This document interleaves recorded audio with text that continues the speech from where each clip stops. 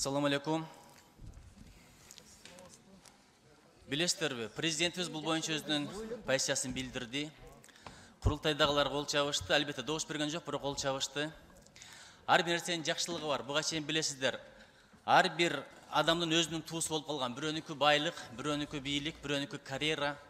Әрбір ұрынның өзінің туысы бар, қолоттың, qoқтының өзінің туысы бар. Бірақ бұл оқияның бір жақсы жағы, мен сіздерге айтып қояйын, елдің туға болған мамилесін өзгертті. Ту бір біріктіріп тұрған фактор екенін дағы бір жолы елдің есіне жаңғылап қойды. Бұл өзі жақсы нәрсе. Бірақ мен бірдеген айтып қойын деп атам. Япондарда бір сөз бар. Ханава сакура хитова буш деген сөз бар япондарда. Бұл деген сөз гүл сакурадай болуш керек, адам самурайдай болуш керек деген. Самурайлардың символы бұл гүл. Бірақ гүлдөй назик болып қалады екенбіз деп тұрып темір тезек өзгерткен жоқ қой, бұл біріншіден. Екіншіден, дүниедегі ең күшті мемлекеттің флагын қарасаңыздар, туысын қарасаңыздар, матрасқа ұқсас. Бірақ матраста ұйықтап жатып қалдық, ойған олу деп аларды өзгерткен жоқ қой. Үшіншісі, дүниедегі ең күшті партиялардың бірі бұл демократиялық партия ақшыны. Алардың символы ешек.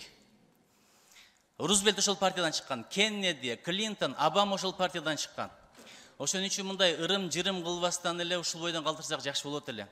Эң башкысы бул, эң башкы фактор бул ынтымак.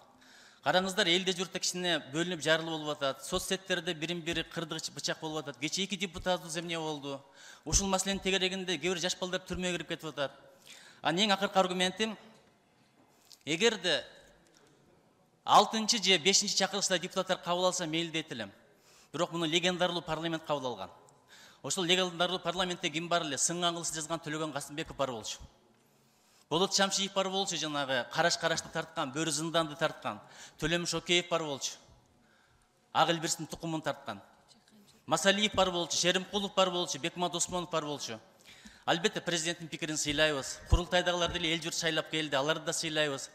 Бирок ошол залкарларыбыздын кадырына, урматына, арбагына сый-урмат көрсөтүп туруп, ушул бойдон эле калтырсак деп мен суранып кетет элем. Бул жөн гана менин пикирим. Суроо берген жокмун, комментарий бербей эле коюңуздар. Чоң рахмат. Бизди бириктире турган бир гана туу бар. Акелердин сөзүн да кайталап коеюн. Ынтымакты туудан ал дейт, тазалыкты суудан ал дейт. Чоң рахмат.